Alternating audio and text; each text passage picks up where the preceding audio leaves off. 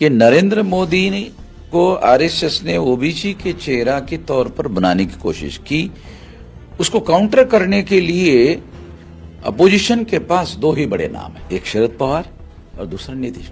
मायावती को जेल में डालने की धमकी बीजेपी वाले पर्दे के पीछे मायावती को पहुंचाते हैं कि तुमने ऐसा किया तो तुमको ज्यादा नहीं 8 दिन में अंदर डाल देंगे। यदि नरेंद्र मोदी चुनाव हार जाते हैं तो इसका नरेंद्र मोदी के चुनाव पर यह असर पड़ेगा कि आरएसएस वाले उसको प्रधानमंत्री पद का कैंडिडेट बनाएंगे कि नहीं बनाएंगे, एक नया सवाल खड़ा हो जाएगा। इसलिए नरेंद्र मोदी ने गुजरात का चुनाव अपने कंधे पर ले लिया और वहां वो चुनाव जीतने के लिए हर संभव कोशिश कर रहे। मेरी जानकारी में 12,000 करोड़ रुपया बीजेपी ने खर्चा किया, नरेंद्र मोदी ने खर्चा किया। 2024 में बीजेपी चुनाव हार जाए इसके लिए ऑल अपोजिशन पार्टी के लोग महागठबंधन बनाना चाहिए, तो तभी वो हरवा सकते हैं। हमारी ये सोच है, ये सोच हम पहुंचाएंगे लोगों तक।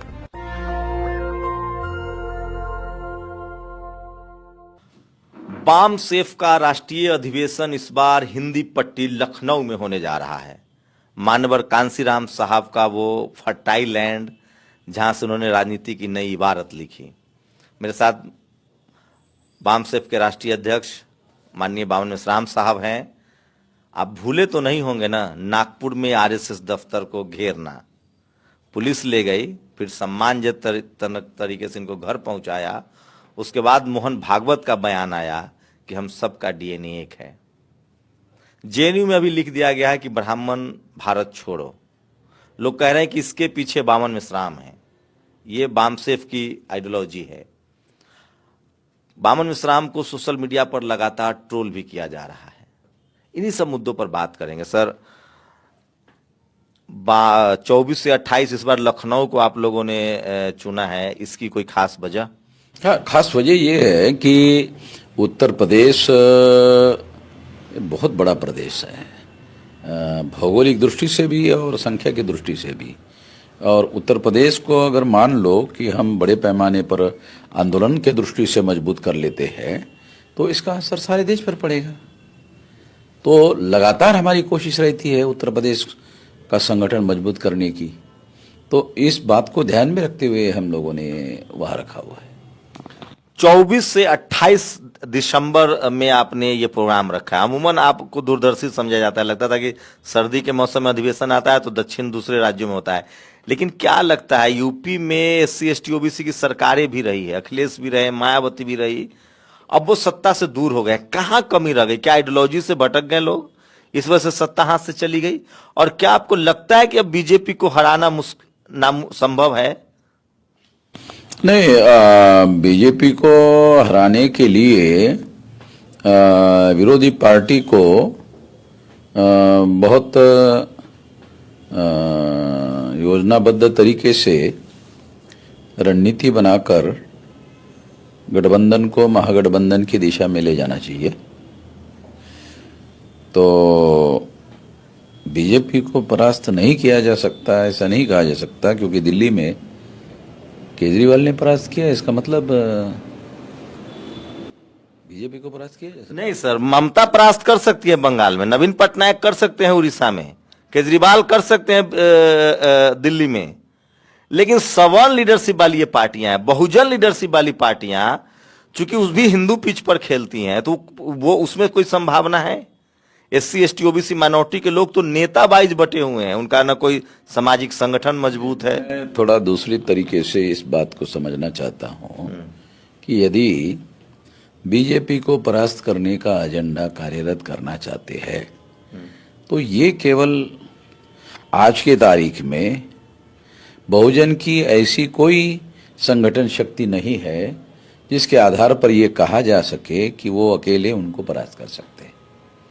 मैं इस पर यकीन नहीं करता हूं आज के तारीख में। भविष्य में ये हो सकता है, इसलिए फौरी रणनीति यही कहती है कि ऑल अपोजिशन जो है मजबूत तरीके से इसको गठबंधन और महागठबंधन की दिशा में आगे बढ़ाने से ये संभव है।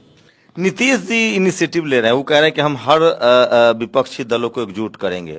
आपको कितनी संभावना दिख रही है और आप क्या उनके साथ आना चाहेंगे? क्योंकि नीतीश जी कोशिश कर रहे थे, वो दिल्ली इस काम के लिए आए भी थे, वापस चले गए तो दोबारा फिर उन्होंने वो कोई उत्साह नहीं दिखाया।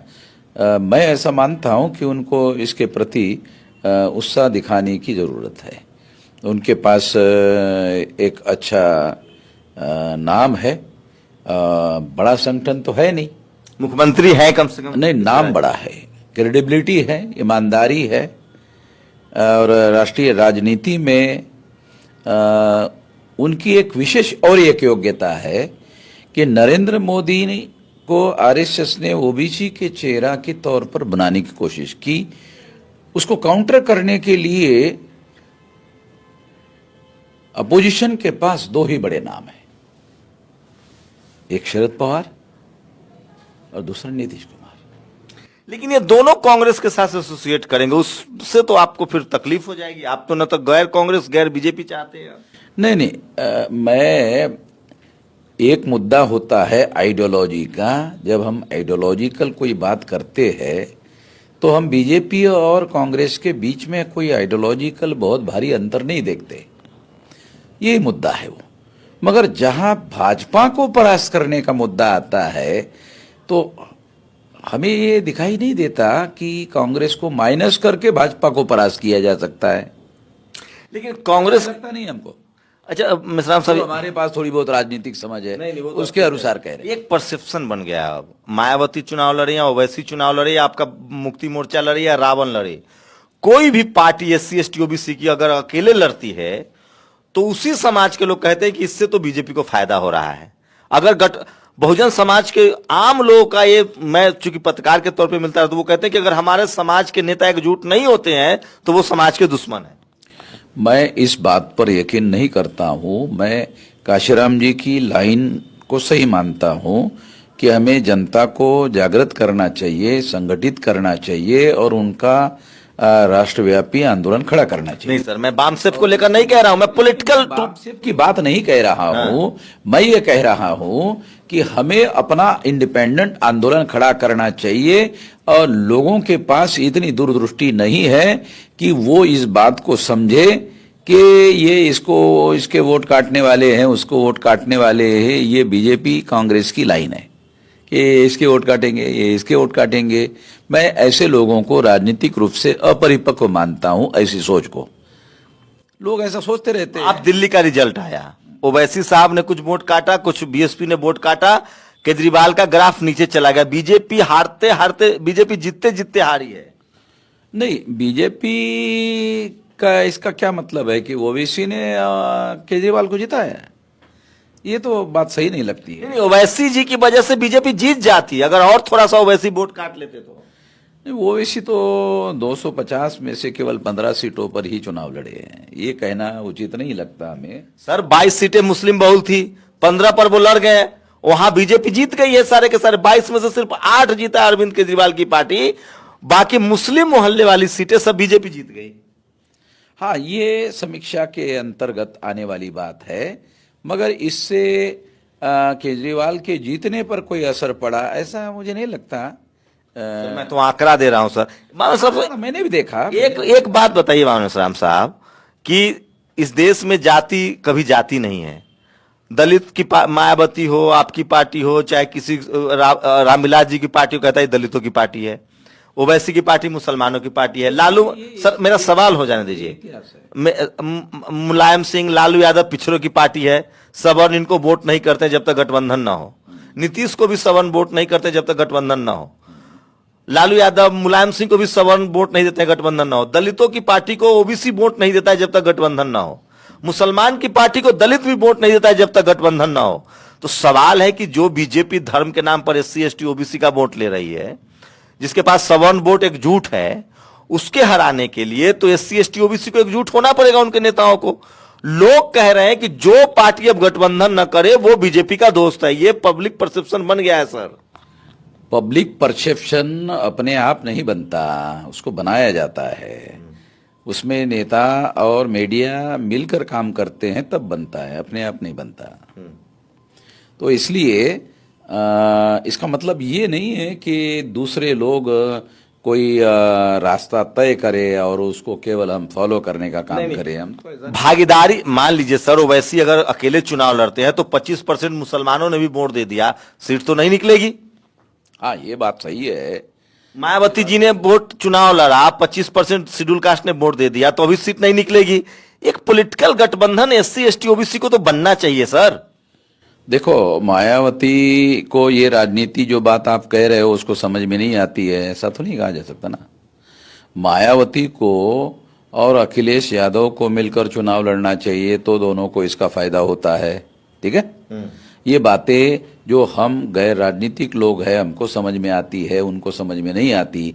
नहीं समझ में आती है इसलिए वो ऐसा कर रहे हैं, ऐसा तो नहीं कहा जा सकता। सर आम लोग पिस रहे हैं सर। पर्दे के पीछे से भी ये भी तो राजनीति है। मायावती को जेल में डालने की धमकी बीजेपी वाले पर्दे के पीछे मायावती को पहुंचाते हैं कि तुमने ऐसा किया तो तुमको ज्यादा नहीं 8 दिन में अंदर डाल देंगे। तो ये बात तो सही है। अब तो सर लोगों ने डरना छोड़ दिया। जैसे जैसे नीतीश ने तो बगावत की, कहा जेल गए। नहीं, वो नीतीश को इतना आसानी से जेल में डालने वाला मुद्दा नहीं है। मैं ये कह रहा, जैसे गुजरात में अपना हार्दिक पटेल है, बीजेपी में गया ना, सामने की बात है कि नहीं। बीजेपी में जाने से वो एक एमएलए बनेगा, कांग्रेस में तो कम से कम कार्यकारी अध्यक्ष था। तो वो अगर एमएलए नहीं भी बनता तो भी कार्यकारी अध्यक्ष एमएलए से बड़ी सीट है। मगर वो वहां से उधर गया, एक एमएलए बन जाएगा। तो ये उसको 10 साल जेल में भेजने के ऐसे मुकदमे उसके खिलाफ डाल दिए गए और उनको ये मैसेज भेजा गया। आपके पास कोई रोड मैप है बीजेपी से, बीजेपी आरएसएस के जो पॉलिसी है उसके खिलाफ? क्योंकि वो सोशल जस्टिस भी समझता है, वो जाति के नेता भी जोड़ रहा है और वो धर्म की लड़ाई, वो तीनों लड़ाई लड़ रहा है सर। वो कांसीराम मॉडल भी फॉलो कर रहा है, जाति के नेता भी खड़ा कर रहा है, एससी एसटी ओबीसी के मंत्री बनाए जा रहे हैं, राष्ट्रपति बनाए जा रहे हैं, किसान जातियों के उपराष्ट्रपति बनाए जा रहे हैं। आपके पास कोई मेथड है, मेथोलॉजी है? नहीं, मेरा ये मानना है कि ये टोने टोटके है।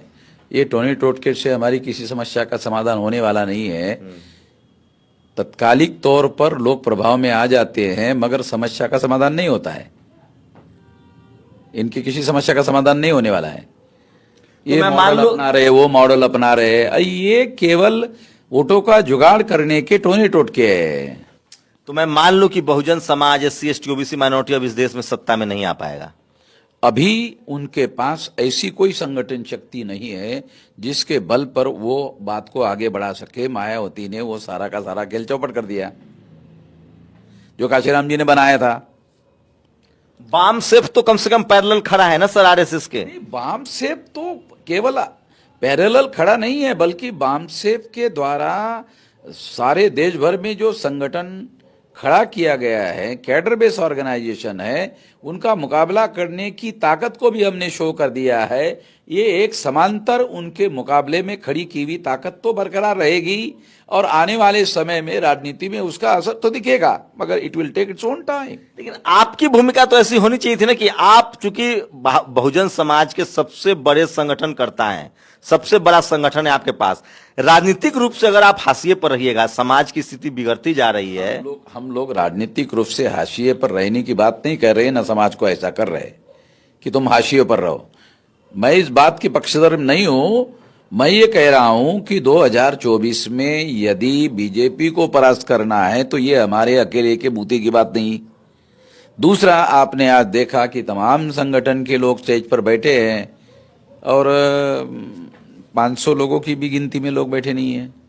तो इसका मतलब या तो कागजी संगठन है या तो उन्होंने अपने लोगों को लाया नहीं। तो संगठन चलाने वाले लोग ही स्टेज पर बैठे हैं और अपने ही लोगों को लेकर नहीं आए, तो हैरान करने वाली बात है। इसीलिए मैंने कहा, जब हम लोग जा रहे थे तो मैंने कहा ये